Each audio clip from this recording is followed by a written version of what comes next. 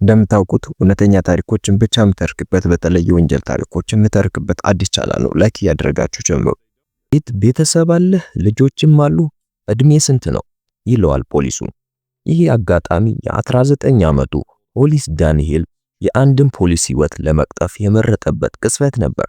በሆነ መንገድ ሽጉጥ ወደ መጠይቅ ክፍሉ ይዞ ለመግባት ችሏል። ይህ ውሳኔው ማንም ሊገምተው ከሚችለው በላይ እጅግ አስከፊ የሆኑ ክስተቶችን አስከትሏል። ነገር ግን ተጠርጣሪዎች ከእስር ለመዳን የማይታሰቡ ነገሮችን ሲሞክሩ ማየት ከምናውቀው በላይ የተለመደ ነው።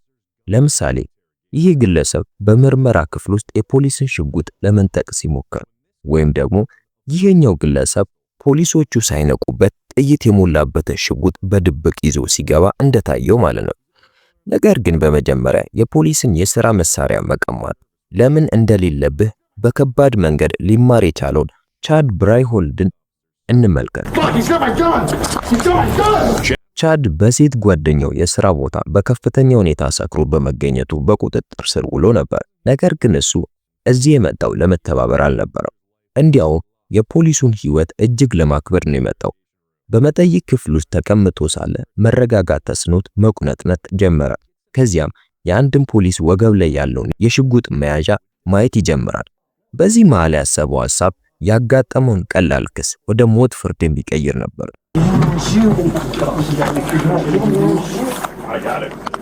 Okay, fuck, he's got my gun! He's got my gun! You're back, my friend! Let go! Let go! Fuck! Don't grab the gun! Charlie 421, shots fired. Shots fired. You good? You good? We need medical. Yeah. Fuck. ወደ መጠይቅ ክፍል የጦር መሳሪያ ይዞ መግባት መቼም ቢሆን ጥሩ ሐሳብ አይደለም። ለዚህም ነው አብዛኞቹ የፖሊስ መርማሪዎች ወደ መጠይቅ ክፍል መሳሪያ ይዘው እንዳይገቡ የሚከለከሉ። ነገር ግን ይህ ቀጣዩ ግለሰብ የራሱን ሽጉጥ በድብቅ ይዞ ገብቶ የአንድን ሰው ህይወት ከማጥፋት አላገደውም። ይሄ ጋሪ ሮላንድ የተባለ የ30 ዓመት ወንጀለኛ ነው። ወደ መጠይቅ ክፍል የመጣው ስለ አደንዛዥ እጽና ስለ መሳሪያ ዝውውር የሚያውቀውን ለፖሊሶች እንዲናገር ታስቦ ነበር። ወይም ደግሞ እነሱ ያሰቡት እንደዛ ነው። እነሱ ያልተረዱት ነገር ጋሪ ጥይት የሞላበት ሽጉጥ በድብቅ ይዞ መግባቱንና ከባልደረቦቻቸው የአንዱን ህይወት ሊያጠፋ መሆኑን ነው። ከዚያ ቀን ቀደም ብሎ በካልዌይ ካውንቲ የሚኖር አንድ አባት ከቤቱ ውጭ የጥይት ድምጽ የሚመስል ነገር ሰምቷል። ልክ ሊያደርግ ወደ ውጭ ሲወጣ የቤቱ መግቢያ የዘጋ መኪና አገኘ። ከበስተጀርባው ወንበር ላይ ደግሞ ጥይት የሞላበት አውቶማቲክ ጠመንጃ ይታይ ነበር። ለቤተሰቡ ደህንነት በመስጋት ወዲያውኑ ለፖሊስ ደወለ። አንድ ፖሊስ ወዲያውኑ ወደ ስፍራው ተላከ። የመኪናውን ታርጋ ካረጋገጠ በኋላ መኪናው የጋሪ መሆኑን አወቀ። ጋሪ ደግሞ የእጽ ቁጥጥር ኤጀንሲ ለወራት ሲያድነው የነበረ ሰው ነው። ጋሪ በሰፈር ውስጥ ሊኖር እንደሚችል በመገመት ፖሊሶች ፍለጋቸውን አጠበቡት። በመንገድ ላይ ካሜራና በአካባቢው ምስክሮች እርዳታ በአቅራቢያው በሚገኝ አፓርታማ ውስጥ አገኙት። ያለምንም ችግር በቁጥጥር ስር ውሎ ታሰረ። በሚያስገርም ሁኔታ ወደ እስር ቤት ከመወሰዱ በፊት ጣት እንዲቀነስለት በመስማማት በአካባቢው ስላሉ የእጽ አከፋፋዮችና የመሳሪያ ዝውውር መረጃ ለመስጠት ተስማማ። ስለዚህ ወዲያውኑ ወደ እስር ቤት ከመወሰድ ይልቅ ፖሊሶች ለጥያቄ በቀጥታ ወደ ፖሊስ ጣቢያ ወሰዱት። ይህ ውሳኔ ብዙም ሳይቆይ ለሞት የሚዳርግ መሆኑ ተረጋገጠ። በምርመራ ጊዜ ተጠርጣሪው ለመተባበር ፈቃደኛ ሲሆን መርማሪዎቹ ተጠርጣሪው ምቾት እንዲሰማውና ስጋት እንዳይገባው ለማድረግ ይሞክራሉ። አንዳንዴም ንግግሩን እሱ እንዲመራው ይፈቅዱለታል። ስለዚህ ጋሪ ሲጋራ እንዲሰጠው ጠየቀ፣ ፈቀዱለት። ነገር ግን ይህ ትልቅ ስህተት ነበር። ወደ ክፍሉ ሲመለሱ ደህንነት ካሜራው ምስል እንደሚያሳየው ከሆነ ቀኝ የእግሩን ሱሪ ከጉልበቱ በታች ሲሰበሰብ ይታያል። ይህም ደብቆ የያዘው መሳሪያ በቀላሉ ለማውጣት እንዲያመቸው ነው። ከዚያም ለመርማሪዎቹ አንድ የመጨረሻ ውለታ ይጠይቃቸዋል። ከዚያ በኋላ ሁሉንም ነገር እንደሚነግራቸው ቃል ይገባል። እንዳለመታደል ሆኖ ያ ውለታ የአንዱን ፖሊስ ህይወት የሚያስከፍል ነበር። በዚህ ሰዓት ፖሊሶቹ ወሳኝ መረጃ ሊያገኙ እንደሆኑ ስላመኑ ሌላ ለሲጋራም ይሁን እረፍት ፈቀዱለት። ወደ ውጭ ተከተሉት። ነገር ግን በዚህ ጊዜ በህይወት የሚመለሰው አንደኛው ብቻ ነው። ከህንጻው ፊት ለፊት ቆሞ ጋሪ ጥቃት ለመሰንዘር አመቹን ቅስፈት ይጠባበቅ ነበር። ሁኔታዎች እንደተመቻቹለትም ሽጉጡን ለማውጣት ጊዜ አላባከነም።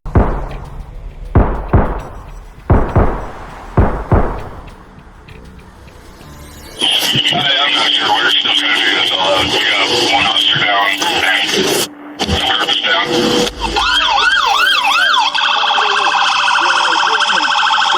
በዚህ መሃል ፖሊሶቹ ላይ ግርግር ተፈጠረ። ማንም የፈተሸው አይመስለኝም ይላል አንዱ ፖሊስ። በዚህ መሃል ጆዲ የሚባለው ፖሊስ 12 ጊዜ ተተኮሰበት። ወገቡ ላይ ሽጉጥ ነበረው ይላል። የ44 ዓመቱ መርማሪ ጆዲ በከባድ ሁኔታ ቆስሎ ወደ ሆስፒታል ተወሰደ። ነገር ግን በሚያሳዝን ሁኔታ ብዙም ሳይቆይ በደረሰበት ጉዳት ህይወቱ አልፏል። ጋሪን በተመለከተ ከድርጊቱ በኋላ ወዲያውኑ 12 ጊዜ ተኩሰውበት እዚያው ሞቷል። ፖሊሶች ሽጉጡን ሲመረምሩ መሳሪያው ጃምድ ሆኖበት እንደነበረ አወቁ። ይህ አጋጣሚ ተጨማሪ ህይወት እንዳይጠፋ ያደረገ እድለኛ ክስተት ነበር። ተጠርጣሪዎች ከምርመራ በፊት በጥንቃቄ መፈተሽ አለባቸው። ለዚሁ ነው። ነገር ግን አንዳንዴ ፖሊሶች በገዛ መሳሪያቸው ለመገደል እጅግ ይቃረባሉ። በጃንዋሪ 24 2025 የፋውንቴን ቫሊ ፖሊስ አንድ ሰው የአንዲትን ሴት መኪና በኃይል ለመክፈት ሲሞክር እንደነበር ጥቆማ ይደርሳታል። ኦሼን ተብሎ የተለየው ተጠርጣሪ ቲሸርት አልለበሰም ነበር። ፖሊስ ሲደርስም እሱን ለማግኘት ብዙ ጊዜ አልፈጀባቸውም። ከዚያም ፖሊሱ ችግር ውስጥ አይደለም ላነጋግር ብቻ ነው የፈለኩት። ይህ ተጠርጣሪ ግን እንደ እብድ ያደርገዋል። ከዚያም ፖሊሱ ምን ሆነሃል? ልብስም አልለበስክም፣ እስኪ ተቀመጥ ይለዋል። ነገር ግን ተጠርጣሪ ፈቃደኛ ሊሆን አልፈለገም።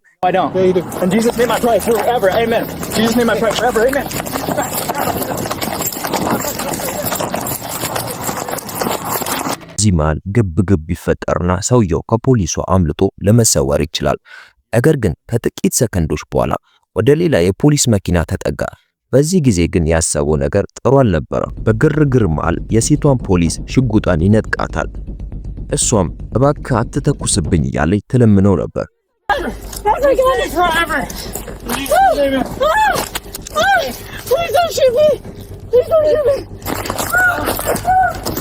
She's got her weapon. Put it down, dude. Put it down. Put it down. Hey, put it down.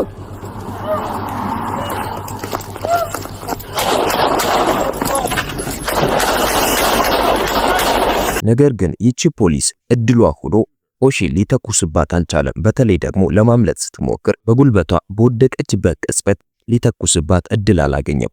ለኦሼን ግን ነገሩ አልተሳካም። ከፖሊሶች በወረደበት የጥይት ናዳ በህይወት ሊተርፍ አልቻለም። ነገር ግን ሁሉም ተጠርጣሪ የፖሊስን ሽጉጥ እንደዚህ በቀላሉ በመንጠቅ አይሳካለትም። እንደ 27 ዓመቱ ቶማስ ሮቢንሰን ሁኔታ ማለት ነው።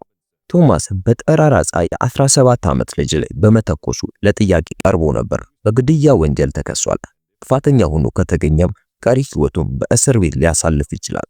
ነገር ግን ቶማስ በቀላሉ እጁን ለመስጠት አልፈለገም። ፖሊሱ በካቴና ሊያስረው ሲቀርብ ቶማስ የፖሊሱን ወገብ አሻግሮ ተመለከተ። ከዚያም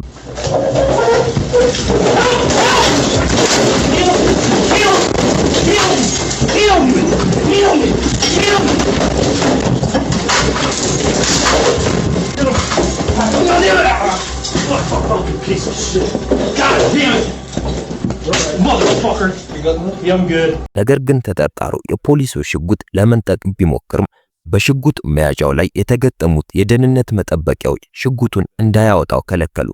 ልክ እንደዚሁ የሚቀጥለው ተጠርጣሪ ተመሳሳይ ነገር ሞክሯል። ነገር ግን እሱ የመረጠው መሳሪያ ከወትሮ የተለየና ለየት ያለ ነበር። ሪድ ዱራን የተባለ ሰው የአንድን ሕፃን አባት መስሎ በመቅረብ በአንደኛ ደረጃ ትምህርት ቤት ውስጥ ተያዘ። በልጆቹ አካባቢ የሚያሳየው ባህሪ እንግዳ ነበር። የትኛውንም ልጅ በስም በትክክል መጥራት አልቻለም። ስለዚህ ፖሊሶች በቁጥጥር ስር አውለው ወደ ጣቢያ ወሰዱት። በምርመራው ጊዜ ከልጆቹ አንዱን ለይቶ በማውጣት በማደንዘጃ የተለወሰ ከረሜላ አደንዝዞ ራሱን ሲስት ደግሞ ለመጥለፍ አቅዶ እንደነበር ለፖሊሶች ተናገረ። በኦሃዮ ግዛት የመጥለፍ ሙከራ እስከ 8 ዓመት እስራት ሊያስቀጣ ይችላል። ነገር ግን ሪድ ያንን ጊዜ በእስር ለማሳለፍ ፍላጎት አልነበረውም። ይልቁንም ለማምለጥ ተስፋ የቆረጠ ሙከራ አደረገ።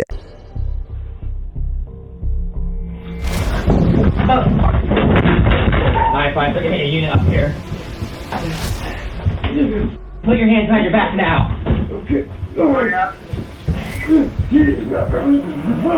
Stop. Put your hands behind your back now. ያቺ የቅጽበት ውሳኔ ተጨማሪ የጥቃት ወንጀል ክስ አስከተለችበት። አሁን ሪድ ከ8 ዓመት ይልቅ እስከ 30 ዓመት እስራት ይጠብቋል። የእሱ የማምለጫ እቅድ በጥሩ ሁኔታ አልተጠናቀቀለትም። ነገር ግን የቀደሙት ተጠርጣሪዎች ያልቻሉትን ማድረግ ለቻለው ለ19 ዓመቱ ሆሊስ ዳንኤል ታሪኩ የተለየ ነው። ቤተሰብ አለ? አዎ። ልጆችስ ደህና ናቸው?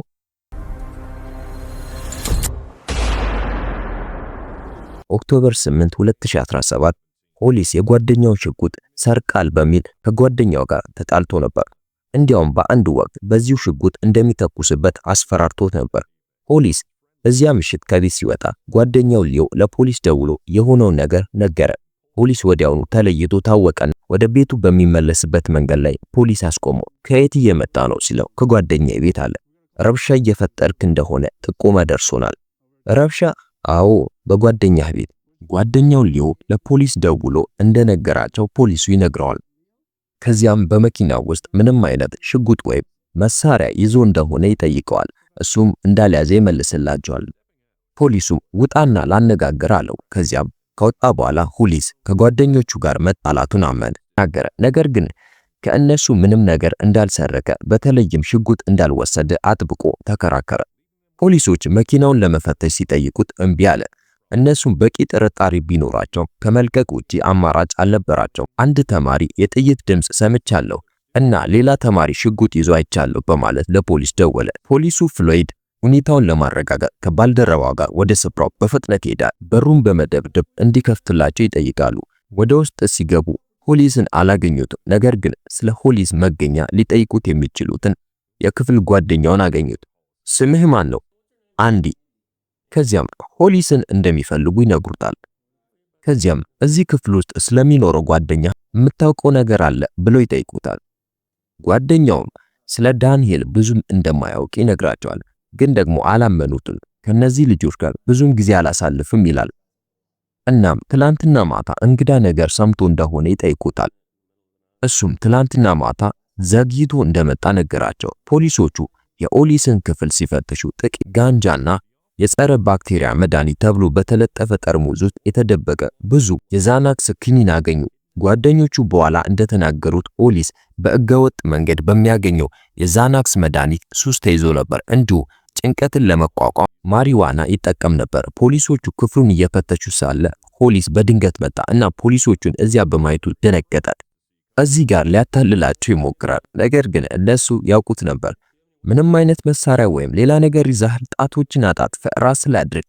ይህ ሁሉ ስለምንድን ነው ይላል። እጆቹን እዚያው እንዲያቆይ ነገሩት። እንደጨረስኩ ወዲያው አብራራላለሁ ይለዋል። እግሮችን ትንሽ ፈቀቅ አድርግ። ይሄ በዳንኤል ላይ ከተደረጉት 2 ፍተሻዎች የመጀመሪያው ሲሆን ለክሱም እጅግ አስፈላጊ ነበር። ከዚያ ጊዜ ጀምሮ በፖሊስ ቁጥጥር ስር ስለነበረ ፖሊሶች ሲያዩት ምንም ነገር ሊያነሳ የሚችልበት መንገድ አልነበረው። ይሄ ማለት በፍተሻው ወቅት ጥይት የተሞላበት 45 ካሊበር ሽጉጥ ወገቡ ላይ ደብቆ ነበር ማለት ነው። በሚገርም ሁኔታ ፖሊሶቹ አንዴ ብቻ ሳይሆን 2 ጊዜ ሳያዩት ቀርተዋል። ያው ሽጉጥ ከጥቂት ሰዓታት በኋላ ከነሱ በአንዱ ላይ ጥቅም ላይ እንደሚውል አላወቁ። ስለ አደንዛዥ እጽ የተወሰኑ ጥያቄዎችን ይጠይቁታል። ትላንትና ምሽት እዚህ እንኳን አልነበርኩም፣ ጓደኛዬ ቤት ነበርኩ። እንዲያውም ትላንት ምሽት ስመለስ ፖሊስ አስቆሞኝ ጠይቆኝ ነበር ይላቸዋል። ትላንትና ማታ የተተኮሰው ጥይት በሱ መሆኑን ግልጽ ማስረጃ ባይኖራቸውም ፖሊሶቹ በአደንዛዥ እጽ ዝውውር ሊያስሩት የሚችሉበት በቂ ማስረጃ ነበራቸው። በቁጥጥር ስር ውሎ ወደ ጣቢያው ተወሰደ። ምሽት 1:15 አካባቢ ሆሊስና ፍሎይድ አንዳንድ ሰነዶችን ለማጠናቀቅ ወደ አንድ ክፍል ገቡ። እስከዚያ ድረስ ሆሊስ በጣም ተባባሪ ስለነበር ፖሊሶቹ ካቴናውን አውልቀውለት ነበር። ከእንግዲህ እንደ ስጋት አላዩትም። ነገር ግን ይህ ፖሊሶቹ ካደረጓቸው ተከታታይ የተሳሳቱ ውሳኔዎች የመጨረሻ ሆነ። ይህም ለፖሊሱ ፍሎይድ የሞት ምክንያት ሆነ። ፖሊስ ሽጉጡን ከማውጣቱ ጥቂት ቀደም ብሎ ለፖሊሱ ፍሎይድ 3 ጥያቄዎችን ጠየቀው። በዚያው ቅጽበት ፖሊስ ሽጉጡን አውጥቶ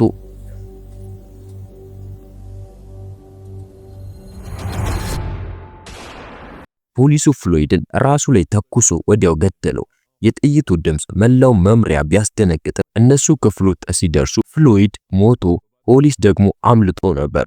በዚያ ሰዓት በጣቢያ ውስጥ የነበረው ብቸኛው ተጠርጣሪ እሱ በመሆኑ ፖሊሶች በኮሌጁ ተገኝተው ግቢውን እንዲዘጋ ካደረጉና ፖሊስን ማደን ከጀመሩ ብዙ ጊዜ አልፈጀባቸውም። የወደቀ ፖሊስ አለ በመሰብሰቢያ ክፍላቸው ውስጥ ተተኩሶበታል። ተጠርጣሪ ወዴት እንደሄደ አናውቅም። የ19 ዓመት ወጣት ነው። ቀጭን ሰው ምን ለብሷል? ሰማያዊ ጂንስና ቀለል ያለ ቲሸርት መሰለኝ ይለዋል። ጂንሱ ላይ ከጉልበቱ በታች የደረቀ ደም ነበረው። ሰማያዊ ጂንስና ነጭ ቲሸርት። ለ90 ደቂቃ ያህል ከተፈለገ በኋላ ፖሊሶች በመጨረሻ አገኙትና ወዲያውኑ አሰሩት። ነገር ግን ፖሊሶቹ ስለ ሁኔታው ሲጠይቁት ትክክለኛ ምክንያት እንደሌለውና ፍሎይድን የገደለው በዚያ ቅጽበት በፈጠረው ስሜት እንደሆነ ተናገረ። ከገደለ እንደሚፈረድበት ያውቅ ነበር፣ ግን ለማንኛውም አደረገው። ጣታውን ከመሳቡ በፊት ቤተሰብና ልጆች እንዳሉ ጠይቆት ነበር። ይህም በውስጡ የእብደት ባህሪ ሊኖር እንደሚችል ይጠቁማል። ሊያደርስ ያለውን ሕመምና ስንት ሰው እንደሚጎዳ በትክክል ማወቅ የፈለገ ይመስላል። በከባድ ግድያ ተከሶ የሞት ቅጣት ይጠብቀው ነበር። በመጨረሻ ግን ዳኞች የሞት ቅጣት እንዳይሰጠው ወሰኑ። ይልቁንም ያለምንም የይቅርታ ዕድል የዕድሜ ልክ እስራት ፈረዱበት።